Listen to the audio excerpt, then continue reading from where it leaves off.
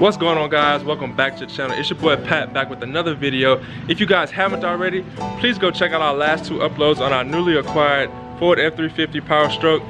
If you guys are tuning into this video, you either one, have a 6.0 PowerStroke, or two, are in the market to buy a 6.0 PowerStroke and want to find out a little information on things you should look for when buying one.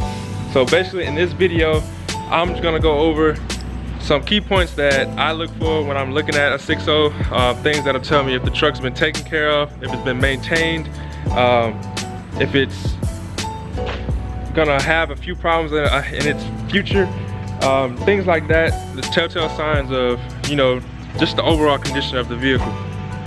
I actually wanted to make this video when I was actually picking the truck up because it would have been a lot easier for me to, you know, go step by step as I looked for the things that I normally look for when I'm looking at 6.0, but I didn't feel comfortable filming in front of the seller or filming him on camera. Even though he said it was okay, I just didn't feel comfortable with it. So I'm gonna basically go through everything that I looked for when I actually picked up the truck a few days ago.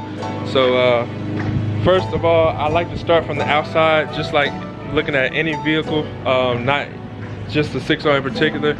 I like to go take a complete walk around the vehicle, look for any body dings, dents, scuffs, scratches, things like that, because those are little telltale signs that will let me know if the person really cared about the vehicle, if they, you know, took care of it,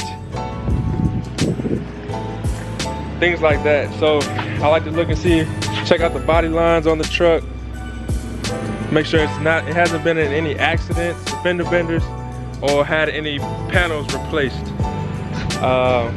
If you're really good with paint, you can probably look and tell when different panels have been painted separate times. But overall, this truck looked pretty clean. You can look down the body. It's pretty seamless, no dents and stuff all over it. So we kind of have a good idea that it was taken care of. Once I take a complete walk around the truck, I like to look up under the truck. Check my oil pan, make sure it doesn't have any leaks. Check my transmission, make sure it's not leaking any fluid. Check brake lines, everything like that. You definitely want to check your rear main seal on the 6.0s, because the 6.0 is prone to having that failure. The early on 6.0s had that really bad, that the rear main seal on the engine block, or not the engine block, but on the engine would have a oil leak, and it's pretty pricey fix. It's not something that you absolutely have to get fixed, but I mean, not everyone wants their truck sitting on their driveway leaking oil and stuff all the time. So that's definitely something you want to check out, because it was a prone problem on the 6-liter. So after I take a, you know, complete look around the outside and exterior of the truck, pop the hood and start investigating the engine bay. Now, this is where you're gonna find out a lot about the truck and the truck's history. Anything that the owner is not telling you, you can basically find out on your own when you pop the hood. So once I pop the hood, I immediately look at this degas bottle or coolant reservoir, whatever you guys want to call it. If you see any residue, any wet splatter of coolant, that's a telltale sign that you either have failed head gaskets, premature failed head gaskets, or a bad coolant cap. Now we're gonna cross your fingers and hope that it's just a bad coolant cap, because these are prone to go bad after a few years. So coolant cap is nothing but like $5 or $6. So 9 times out of 10 it is that, but don't overlook it, because it could be a sign that your head gaskets are failing or have already failed. So that's number one. Check your coolant degas bottle. Number two, bring a rag with you. Check your oil. You always want to check your oil on any vehicle. That's just a common sense type of thing. Make sure, you know, your levels are where they should be. It's not low on oil, it hasn't been running low on oil. Things like that. I also like to check my boost boots or my charge pipe boots. This one doesn't have that side, it's just the part plastic side. So check your intake boots, not your intake boots, your charge piping boots. Make sure there's no leaks, no cracks. They are prone to cracking. These are the Ford OEM ones. Those are generally good boots, but you definitely want to check that out, and you will definitely be able to tell once you drive the truck if the truck's holding boost or not, if you have bad boots. So while you're in the engine bay, you also want to check out on your batteries. Batteries are super important. Not that it's a selling, it is, well, it's not that it's a selling point on a truck whether you're gonna get it or not, because you can always replace the batteries, spend about $300-400 bucks and get brand new batteries. But that is something that you could negotiate with the seller to bring out of the price of the truck. But you can see these are brand new batteries, 620. The reason you want to have good batteries on the 6.0 because they pull so much and so hard at start, it's ridiculous. This truck needs 2 batteries to even crank itself over, and if these batteries are just a little tad bit low than they should be, this truck will not start. It will have a super hard time starting. Low batteries will, one, ruin your FICM, which will lead to 2, your injectors failing, which will cause a whole nother world of headaches that you don't want. So just keep that in mind. You want fresh, new batteries in this truck at all times. Next, I like to look back at my turbo. Make sure I don't have any soot buildup on the firewall, on any of my parts down below. If you do, that's a telltale sign that you have a exhaust leak coming out of your turbo, which is not, that's an easy fix. You just have to get a new clamp, fix it, tighten it back up, whatever it may be. That's not a end of the world thing. But you want to take a hard look at this engine. I like to look and check and see if the truck has been studded. Generally, if it has been studded, the owner will tell you it's been studded, but don't always take their word. This truck is bone stock. It has factory head bolts. Now, I get that question a lot. What do I look for when I'm buying a 6.0? Like, do I want it studded or unstudded? Me personally, I want my truck bone stock. Now, people always like, why would you do that? You know, I know I'm gonna get some hate in the comments like, why would you want to buy a bone stock 6.0? That's stupid. The reason is, I don't know what that person before me did. If I get it studded, me personally, I know that it was done correctly by me if I choose to do it, or I know it was done correctly by a shop that I trust to do the work. Not saying that I would ever try to attempt that, because I'm not even trying to attempt studding and bulletproofing a 6.0. That's a lot of work, man labor. But it's always good to have that assurance that someone else, like you brought your truck to a shop to do the work, because if something goes wrong, all you gotta do is call them, hey man, something's wrong with the truck, bring it to them. It's their headache and their problem to deal with. If you do it yourself in your garage, you said yes, you save yourself money, but if something goes wrong with that truck, it's on you to figure out what happened to it, you know, what's going on, what did you do wrong, and such and such. So it's just another headache that you're adding to, you know, yourself that could have been avoided by just getting it done by a professional. The next thing I like to check and see if the truck has been deleted. And when I mean deleted, I mean the EGR.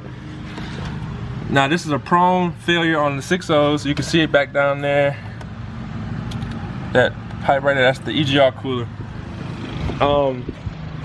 Ford had a major problem with the fins on the EGR coolers being too small for the coolant to pass through, so it's beginning to clog up over time, causing your truck to fail, basically. So the 250 has an EGR delete from Sinister. I'm up in the air if I'm gonna do it to this one immediately, because it doesn't need it right now, but it's kind of like a thing, should I do it just to, you know, save myself the hard work and headache in the future, or just let it, you know, run its course.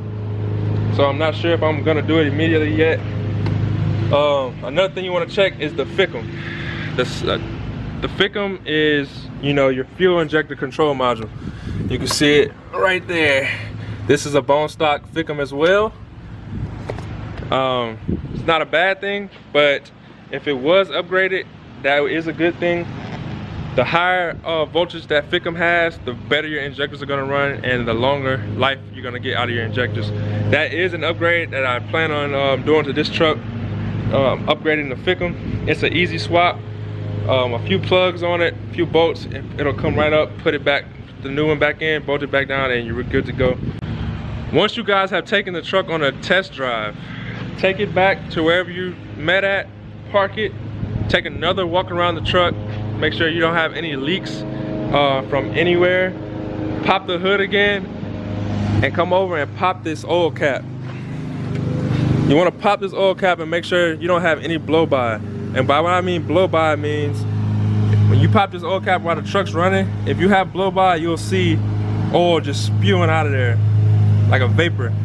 If you see a little bit, it's not necessarily a bad thing, doesn't mean anything, but if it is spewing out of here, that's a telltale sign telling you do not mess with that truck.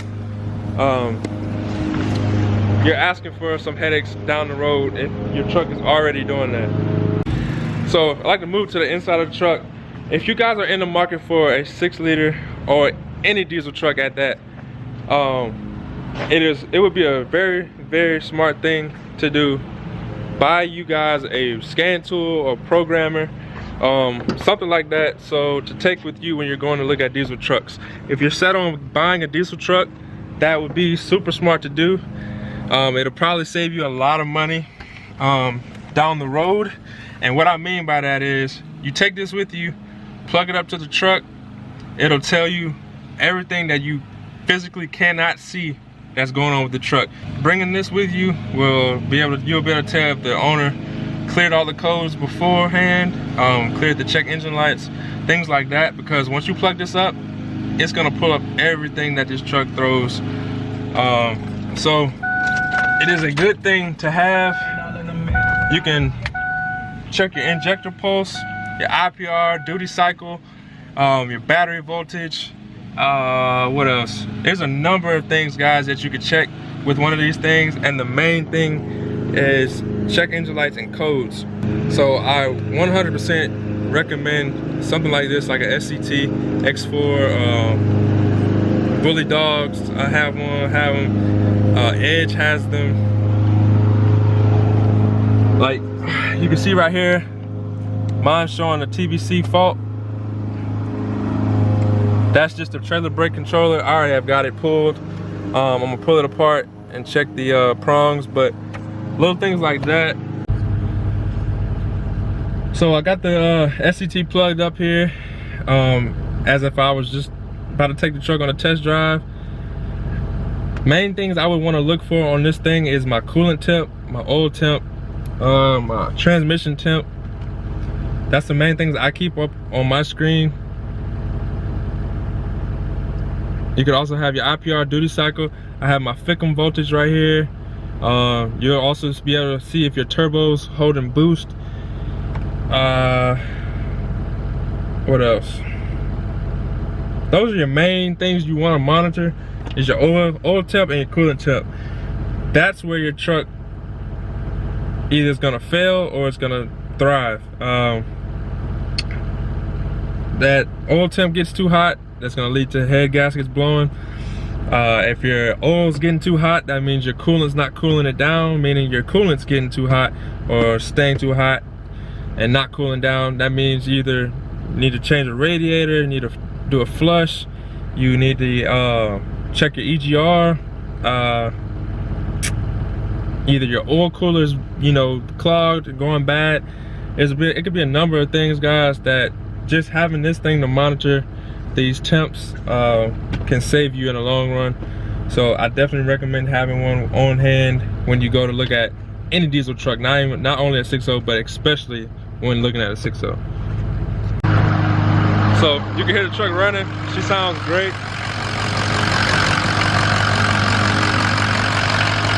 runs perfect. For now, knock on wood, I don't want to jinx anything.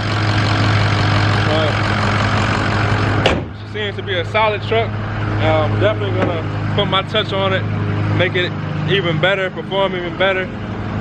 But yeah guys, I hope you guys enjoyed this video. I didn't want to make it too long or too boring. I know it was kind of boring with me just rambling on, but I hope you guys learned and took a few points from this to help you guys out when looking at a 6.0. But please go down below, hit the like button, subscribe button, and also turn the notification bell if you guys haven't already.